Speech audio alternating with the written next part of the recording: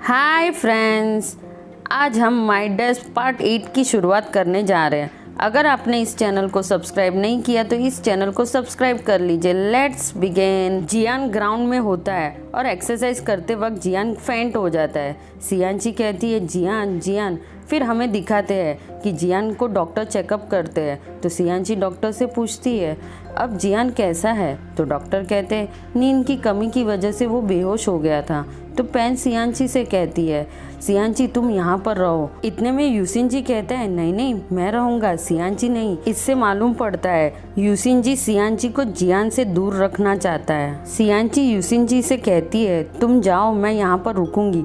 और थोड़ी देर के बाद में जियान को होश आ रहा होता है। इतने में जियान सियांची का हाथ पकड़ लेता है। तो सियांची कहती है जियान मैं हूँ। तो जियान कहता है अच्छा तुम हो। तो सियांची कहती है तुम्हें कौन लगा। तो जियान कहता है मेरा स्टॉकर फैन लगा मुझे। सियांची कहती है क्या स्टॉकर फैन, और वो उदास हो जाती है। सियांची ये से बात कर रही होती है। ये सियांची की इंटरनेट फ्रेंड होती है। ये जियान के बारे में पूछती है। तो सियांची कहती है अभी तो ठीक है, पर स्टॉकर फैन की वजह से जियान बहुत ही परेशान हो गया है और मैं कुछ ऐसा करूंगी जिससे स्टॉकर फैन को सबक मिलेगा। नेक्स्ट टाइम स्टॉकर फैन जियान को परेशान नहीं करेगी। सियांची घर से फ्राइंग पैन लेके निकलती है। जियान मोबाइल में देखता है कि सियांची जियान के घर के बाहर स्टॉकर फैन का वेट कर रही होती है। सियांची की मस्ती को देख के जियान हंसने लग जाता है। इतने में सियांची को उसकी मम्मी का फोन आता है और उसे कहती है मेरे फ्राइंग पैन को तुम कहाँ लेके गए हो, तुरंत उसे लेके आओ। सियांची की वजह से जियान बहुत ही हंसता है और वो आराम से सो जाता है। दूसरे दिन सियांची जियान के घर के बाहर स्टॉकर फैन का वेट कर रही होती है। तो जियान सियांची को देख के हंसता है। फिर वो घर के बाहर जाके सियांची से मिलता है। फिर हमें दिखाते हैं कि वो दोनों घर के अंदर स्टॉकर फैन का वेट कर रहे होते हैं। तो जियान सियांची से पूछता है तुम यहाँ पर क्या कर रही हो। तो सियांची कहती है मैं स्टॉकर फैन को पकड़ना चाहती हूँ। जियान फोन पे देखता है कि स्टॉकर फैन लॉक को खोलने की कोशिश कर रही होती है। तो सियांची कहती है इसे तो मैंने पहले देखा है। स्टॉकर फैन डोर ओपन करके अंदर आ जाती है। तो सियांची स्टॉकर फैन पर हमला कर देती है और उसे पकड़ लेती है। जियान पुलिस को फ़ोन कर देता है। हमें दिखाते हैं कि जियान सियांची से कहता है तुम्हारे हाथ में तो चोट लग गई है। तो सियांची कहती है इन सब चक्कर में मुझे पता ही नहीं चला।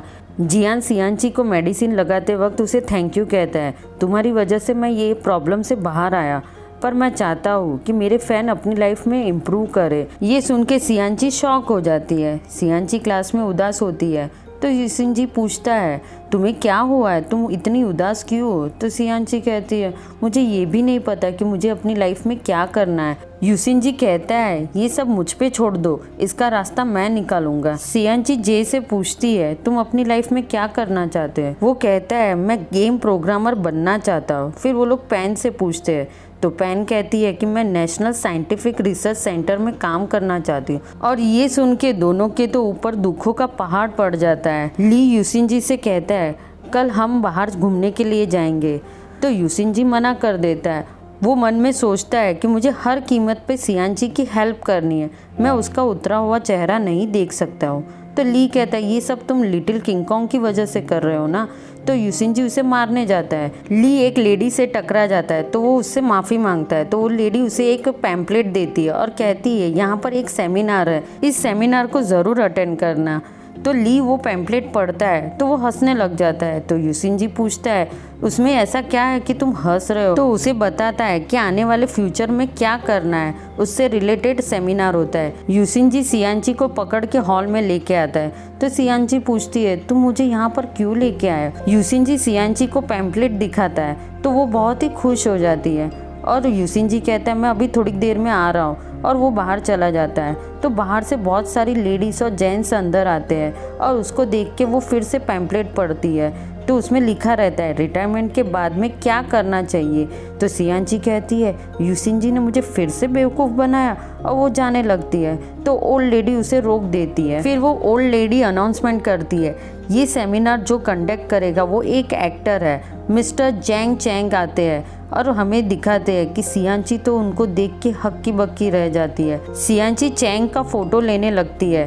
तो चैंग सियांची से पूछते हैं कि तुम फ्यूचर में क्या करना चाहती हो। तो सियांची कोई जवाब नहीं दे पाती है, तो वो उसे बताना शुरू कर देते हैं। उससे सियांची को बहुत ही मोटिवेशन मिलता है। इतने में यूसिनजी भी हॉल के अंदर आता है, तो वो देखता है कि वहाँ पर तो सारे ओल्ड पर्सन बैठे हुए हैं। वो हॉल से चला जाता है।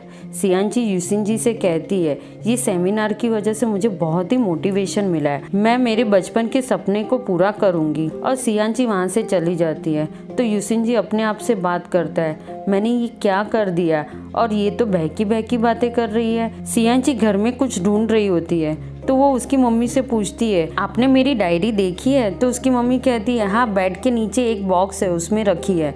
सियांची को उसकी डायरी मिलती है और उसे पढ़ती है। उसमें उसका ड्रीम लिखा होता है, तो वो देख के खुश हो जाती है। और सियांची जियान के पास आके कहती है, फाइनली मुझे मेरा ड्रीम मिल गया, मुझे एस्ट्रोनॉट बनना है। तो जियान पूछता है, सच में तुम्हें एस्ट्रोनॉट बनना है?